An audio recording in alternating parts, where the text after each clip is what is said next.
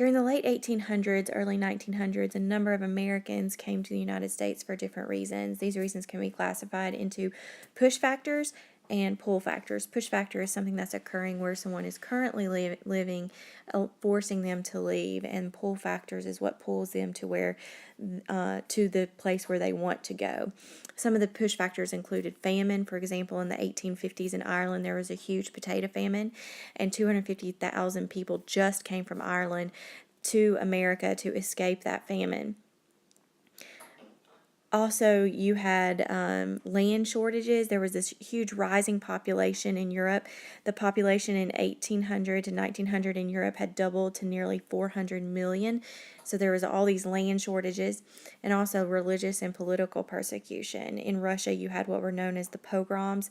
That was Jewish persecution, and people were wanting to escape all these things. Because of that, between 1870 and 1920, approximately 20 million Europeans arrived in the United States. Now, why did they choose the United States? That's going to be the pull factor. They had the idea of a promise of a better life. America brought the idea of independence, religious freedom. Also, this idea of birds of passage, that they were only going to be an immigrant temporarily to earn money, then be able to go back home and or send money back home to people. Immigration into the United States is usually classified into two time periods: the old immigrants, which came to the United States prior to 1890, and then the new immigrants that came after the 1890s through the early 1900s.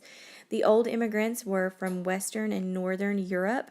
They were your Protestants. They sounded more American, they looked more American, and they assimilated into the American culture. After the 1890s and you get into the early 1900s, you have a wave of what is known as the new immigrants. These are mainly going to be from Southern and Eastern Europe. A lot of Catholics will be coming into America. People that whose last names don't seem as, quote, American. They don't look as, quote, American. And they face persecution not only from people who live in America, but also the old immigrants that lived there previously. In 1907, 1 million people from Italy, Austro-Hungary, and Russia immigrated into the United States. So you have this huge influx of these new immigrants, and it creates this large clash between the old versus new immigrants. On the west coast of the United States, you have an influx of Chinese and Japanese immigration. Many came to seek a fortune after the discovery of gold, and many people moved from the east coast of the United States to the west coast, but you also have a number of Chinese and Japanese as well.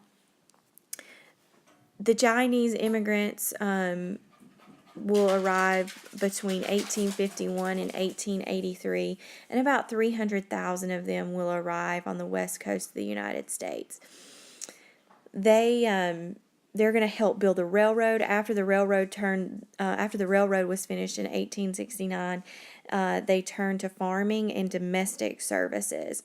In 1907, you had an influx of 30,000 Japanese enter the United States. The Japanese government allowed Hawaiian plantation owners to recruit workers. Once those people were done working, it led to the immigration to the West Coast, especially after the annexation of Hawaii by the United States in 1898. Many of these Japanese and Chinese immigrants that came in through the West Coast entered through what is known as Angel Island. This is going to be the equivalent of Ellis Island, which is located on the East Coast in New York City. So this is something very important that you need to remember. Angel Island is going to be on the West Coast, where you have immigration coming in through there, and Ellis Island is going to be on the East Coast in New York. The immigrants' journey was a very difficult one. Most of them came by steamship. Those coming from Europe came across the Atlantic, and it took about 1 week for them to reach the East Coast. From Asia, it was about a 2-week journey. They would bunk in horrible conditions, usually in the ship's cargo hold. The journey across the Atlantic was about $15 per passenger. But these people were so excited to be in America, the idea and the promise of a new life. One Italian immigrant was quoted as saying, "America, we were so near it seemed too much to believe. Everyone stood silent, like in prayer. Then we were entering the harbor. The land came so near we could almost reach out and touch it. Everyone was holding their breath. Me too. Some boats had bands playing in their decks, and all of them were tooting their horns to us and leaving white trails in the water behind them." And that is an Italian immigrant story of when he came to America. Like I said on the last slide, those that came through the East Coast, through New York, went through what is known as Ellis Island. Many of them had to go through an inspection. Admission was not guaranteed into the United States. 20% were detained for a day or more, but eventually only about 2% were denied. They had to prove things like that they had money. In 1909, they had to have about $25 on them. They also had to prove they had never been convicted of felony and that they could work and contribute to society. They also had to go through a physical examination to make sure they were healthy and not carrying diseases such as tuberculosis. Then in San Francisco on the West Coast, like I said on the last slide, the immigrants came through Angel Island. From 1910 to 1940, you had 50,000 Chinese immigrants enter through Angel Island. The interrogation is going to be a little bit harsher on Angel Island than it is at Ellis Island.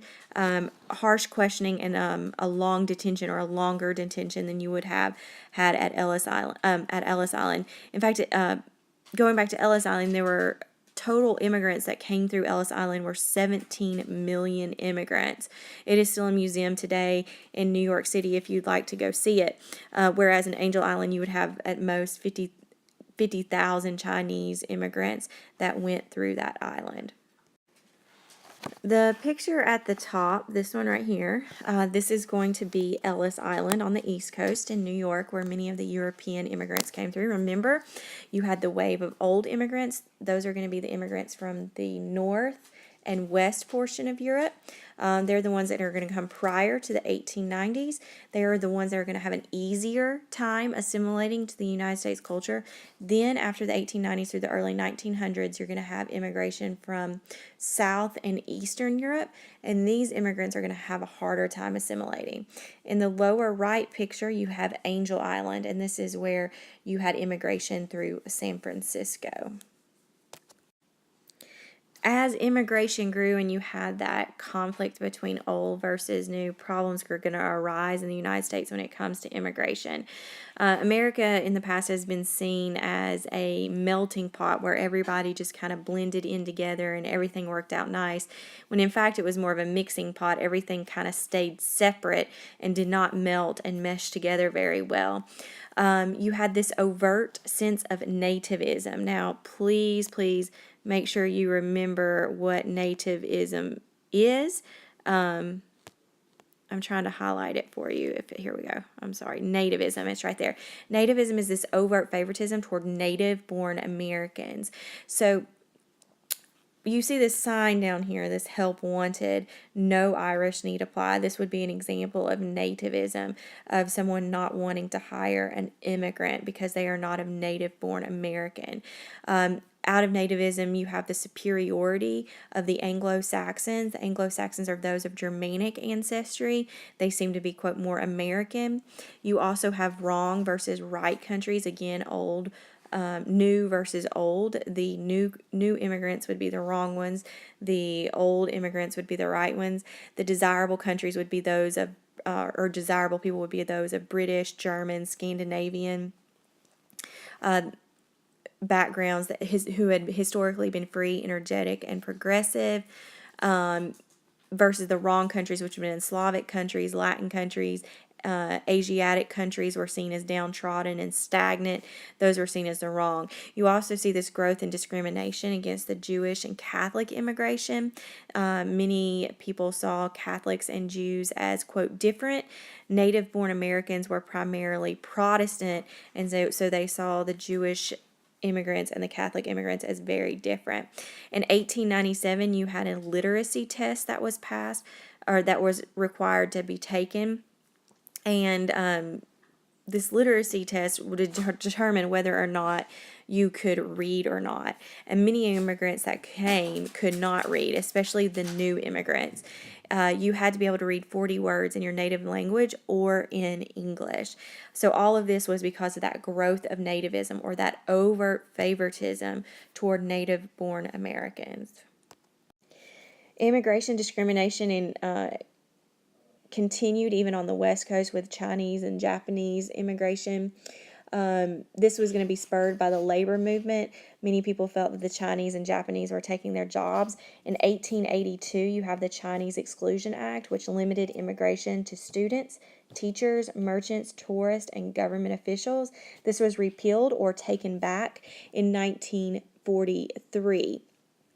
You also have the Gentleman's Agreement that took place from 1902 to 1908, and this was with Japan. And Japan's government agreed to limit immigration of unskilled workers to the U.S. in exchange for the repeal of the San Francisco segregation order.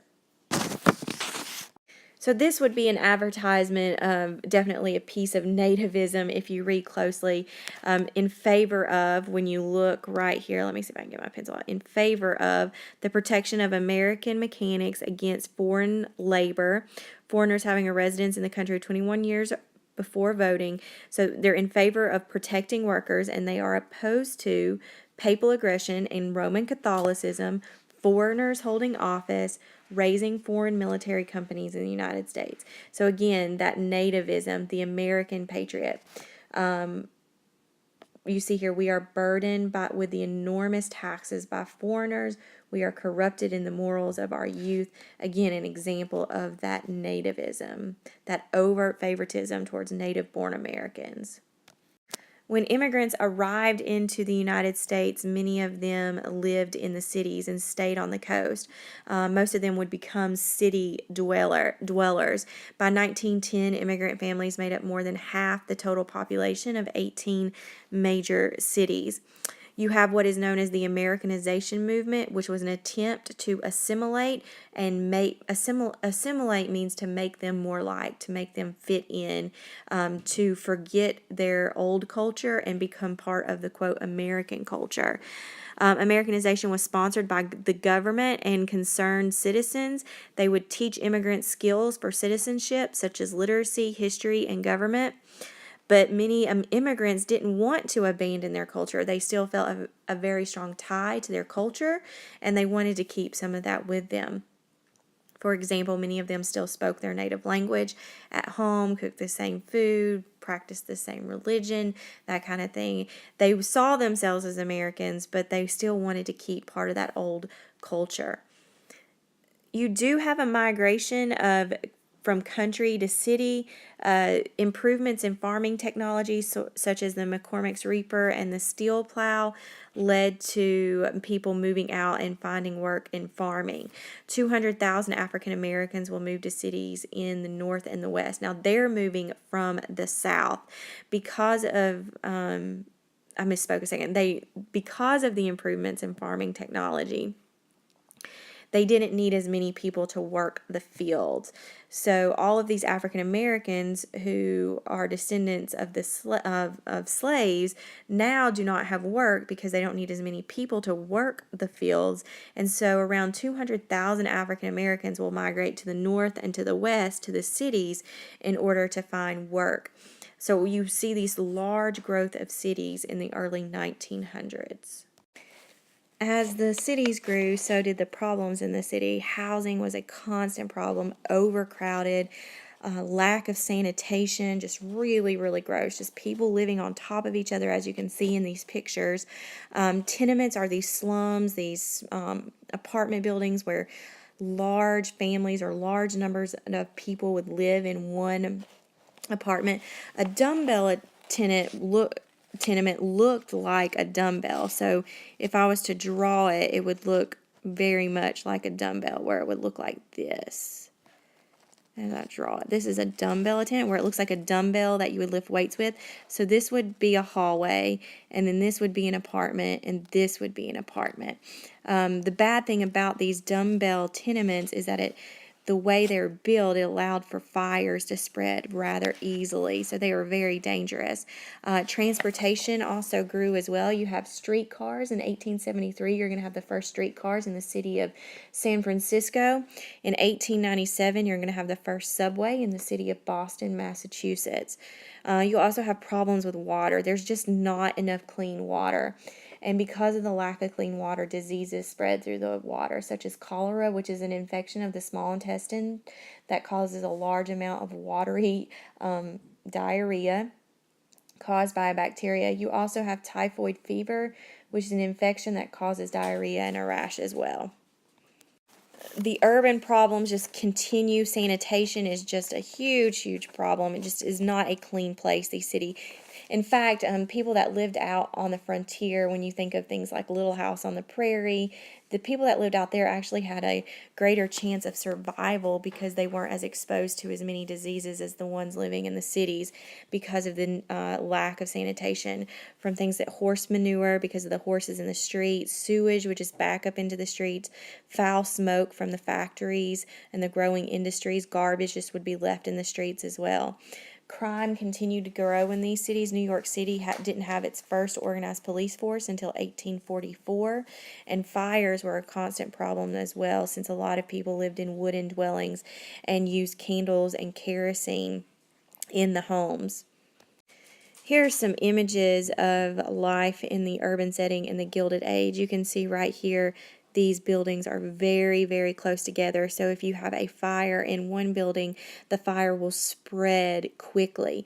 The very poor living conditions that you see here, there's 3 people in this photograph, and you can just see the lack of sanitation that exists there and just how crowded the city streets are. You can see the horses and the mess that could create. And then here, these structures are even a lot worse than these structures that you see right here, these wood dwellings that could catch on fire very easily. Because of the number of problems that grew during the Gilded Age, you had some people that came about that wanted to change those things. One of the movements that occurred is going to be the social gospel movement. The idea of the social gospel movement is that you reached your salvation through service to the poor.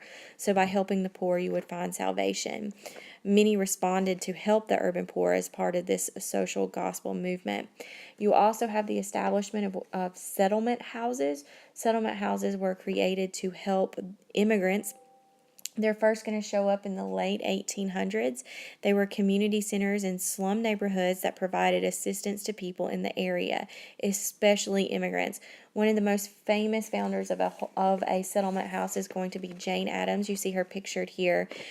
She will start what is known as the Hull House in Chicago, where she specifically helped immigrants coming to the United States. Another reformer, and I don't have him on here, but some of the pictures that I've shown you before were taken by him. His name is Jacob Riis, and he would take photographs of the poor immigrant living conditions in these urban areas. And all of these reformers were hoping to get attention by the government and by businesses to try to make a change in what was going on in society. And again, the photographer, because you don't see his name on here, his name is Jacob Riis.